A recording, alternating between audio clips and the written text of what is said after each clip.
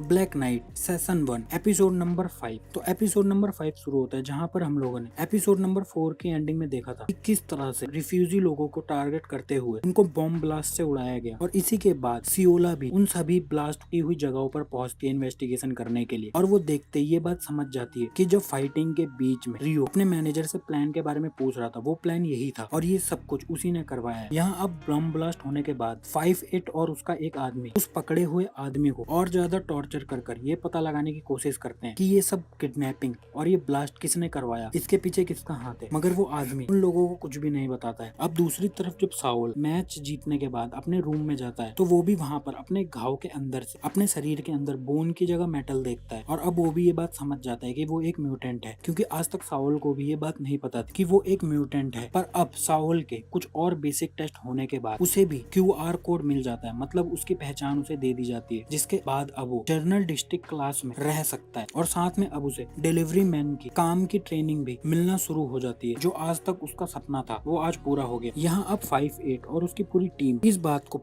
अच्छी तरह से जान गए हैं, रिफ्यूजी लोगों को दोबारा से मास लेवल पर जान से मारा जा रहा है, ताकि CM कंपनी रीलोकेशन के टाइम पर किसी भी रिफ्यूजी को उनकी दुनिया में रहने की जगह ना दे सके। और आज से 9 साल पहले भी CM कंपनी ने यही किया था, जब उन लोगों ने हजारों रिफ्यूजियों को अपने रिसोर्सेज बचाने के लिए जान से मारा था। और अब जब डिस्ट्रिक्ट 1 में दोबारा से रिलोकेशन होने वाला है तो ये लोग दोबारा से वही कर रहे हैं। तो उसी की टीम में से एक आदमी 5-8 को ये बात बोलता है कि उन्हें जल्दी से ये बात सभी रिफ्यूजियों को बतानी चाहिए। मगर 5-8 उस आदमी को ये बात समझाता है कि अगर सभी रिफ्यूजियों को ये बात पता चली तो पता नहीं वो लोग इस गुस्से में क्या करेंगे, और CM कंपनी को दोबारा से एक मौका मिल जाएगा रिफ्यूजियों पर अटैक। और 5-8 अपने लोगों को समझाता है कि इस सब को रोकने का केवल एक ही तरीका है, अब वो लोग CM कंपनी के CEO रियो को टारगेट करेंगे। यहाँ दूसरी तरफ अब रियो का मैनेजर रियो के पास आकर उसे साउल के बारे में बताता है कि उन लोगों ने साउल ब्लड को लैब में टेस्ट कराया, इससे उन लोगों को पता चल गया है कि साउल सबसे बेहतरीन लेवल का म्यूटेंट है जिसकी आज तक उसे तलाश थी। और उन लोगों को जल्दी से रियो को पकड़कर एक्सपेरिमेंट करने के लिए लैब में भेज देना चाहिए। पर रियो अपने मैनेजर को ये बात बताता है इस समय साउल पर सभी की नजर है, क्योंकि अभी अभी उसने कंपटीशन जीता है। अभी वो लोग ऐसा फैसला नहीं लेते। सियोला दोबारा से आकर 5-8 से मिलती है, जहाँ 5-8 वो पकड़ा हुआ इंसान दिखाता है। और सियोला जब उस आदमी के सर पर लगा हुआ एक निशान देखती है तो वो समझ जाती है कि इन लोगों की सर्जरी करी गई है, और उस सर्जरी की मदद से इन लोगों ऐसे उल्टे सीधे काम कराए जा रहे हैं। तो इसके बाद 5-8 सियोला उस आदमी से मिला हुआ वो फोन देता है, जिसके अंदर अभी भी काफी सारी क्रिप्टेड फाइलें हैं जो सियोला डिक्रिप्ट करवा सकती है, जिससे उन लोगों को शायद इन लोगों के नेक्स्ट प्लान के बारे में पता चल सकता है। और अब तक ये बात तो पूरी तरह से क्लियर हो जाती है कि भले ही 5-8 और जनरल सियोला दोनों के रास्ते अलग अलग हैं, मगर ये चाहते एक ही चीज है कि ये लोग किसी भी तरह से CM कंपनी के गलत कामों को रोक सके। यहाँ आज साउल के काम का पहला दिन होता है, जिसलिए आज उससे मिलने सियोला खुद उसके पास आती है और वो उसे अपने पहले दिन के लिए ब्लेसिंग देती है, क्योंकि साउल ने अपना ड्रीम पूरा कर लिया डिलीवरी मैन बनने का। यहाँ रियो को आज अपने मैनेजर से ये बात भी पता चलती है कि साउल के ब्लड के सेलों को निकालकर जब उन लोगों ने उस आदमी के शरीर के अंदर डाला, जिसके अंदर रियो के शरीर के जैसे ही बीमारियां हैं, तो उसका शरीर देखते ही देखते ठीक होना शुरू हो जाता है। और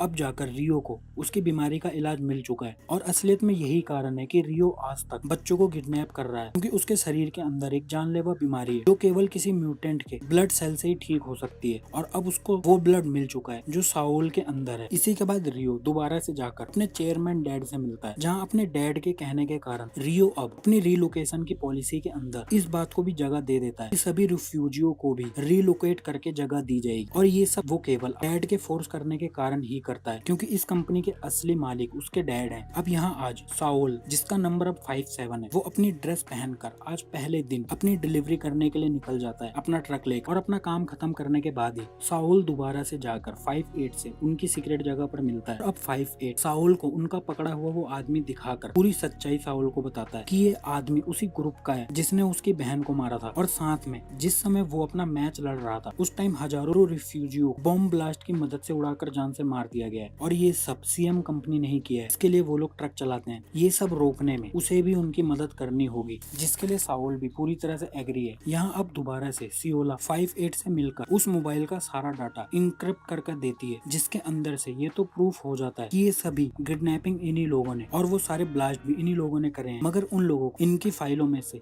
एक भी लिंक ऐसा नहीं मिला है जिससे वो ये प्रूफ कर पाए कि इसके पीछे सीएम कंपनी है सियोला। 5-8 को ये भी बताती है कि रियो ने अब अपनी पॉलिसी में गवर्नमेंट की कही बात मान ली है कि वो लोग रिफ्यूजियों को भी रीलोकेट करने में सपोर्ट करेंगे। पर 5-8 को रियो की इस बात पर बिल्कुल भी भरोसा नहीं होता है, क्योंकि वो पहले भी ये सब देख चुका है और वो जानता है कि रियो इस बात के लिए इतनी आराम से नहीं मानने वाला है। और अब इसी टाइम सीएम कंपनी की तरफ से रिफ्यूजी बस्तियों में ये अनाउंसमेंट भी कर दी जाती है कि अब जो रीलोकेशन होने वाला है उसमें रिफ्यूजियों को भी डिस्ट्रिक्ट 1 में जगह दी जाएगी, मगर उससे पहले उन सबको वैक्सीनेशन करवाना होगा, जिसके लिए कैंप भी लगा दिए जाते हैं और लोग भी इस नरक से निकलकर डिस्ट्रिक्ट 1 में जाने के लिए वैक्सीनेशन लेना शुरू कर देते हैं। दूसरी तरफ वो आदमी जिसको 5-8 ने बंदी बनाकर अपने पास रख रखा है, उसे बचाने के लिए उस जगह पर काफी सारे लोग आते हैं और वहाँ पर मौजूद काफी सारे डिलीवरी मैन गोली मारकर उस आदमी को बचाकर वहाँ से रिलीज कर देते हैं। और अब वो आदमी सीधा ही बचकर जाकर रियो के मैनेजर से जाकर मिलता है और वो पूरी बात मैनेजर को बताता है, मगर मैनेजर इस बात से काफी ज्यादा कंफ्यूज होता है कि वो वहाँ से बचकर कैसे आया। वो आदमी उसे बताता है कि जो आदमी उसने उसे बचाने के लिए भेजे थे उन्हीं ने उसे बचाया, मैनेजर ने तो उसे बचाने के लिए कोई भी आदमी नहीं भेजे थे, मतलब ये सब एक चाल थी। और अब वो मैनेजर सीधा ही अपने उस आदमी को गोली मार देता है और जब वो वहाँ से भागने की कोशिश करता है तभी वहाँ पर 5-8 आ जाता है और साथ में उसके सियोला भी वहीं पहुंचती है और वो सीधा ही उस मैनेजर को अरेस्ट कर लेते हैं। और ये सब 5-8 का प्लान था कि वो लोग इस आदमी का पीछा कर यहाँ तक पहुंच सके। और अब जब मैनेजर खुद को पूरी तरह से फंसता हुआ देखता है वो डर जाता है, क्योंकि अगर रियो को ये बात पता चली कि उसका मैनेजर पकड़ा गया तो वो मैनेजर को भी एक क्लिक के अंदर उसकी नेक में लगी हुई चिप को ब्लास्ट कर जान से मार देगा, क्योंकि इस मैनेजर की नेक पर भी रियो ने चिप लगा रखा है। तो अब खुद को बचाने के लिए वो मैनेजर 5-8 से डील कर लेता, जिसमें 5-8 उस मैनेजर से रियो के आने वाला स्केड्यूल लेता है, अब वो किस टाइम पे किस जगह पर जाने वाला है, क्योंकि 5-8 और उसकी टीम रियो के ऊपर अटैक करने वाले हैं। दूसरी तरफ आज जब 5-8 जाकर ग्रैम से मिलता है तो वहाँ देखता है कि ग्रैम के लगाए हुए काफी सारे पौधों में से एक पौधा सबसे ज्यादा हरा भरा है। ग्रैम उसे बताते हैं कि ये मिट्टी उसके पास नॉर्थ से आई, जो काफी ज्यादा बेहतरीन मिट्टी है। अब ये बात सुनकर 5-8 नॉर्थ की उस जगह पर जाता है और अब वो अपने मीटर से वहाँ के पोल्यूशन की रीडिंग लेता है, जहाँ की हवा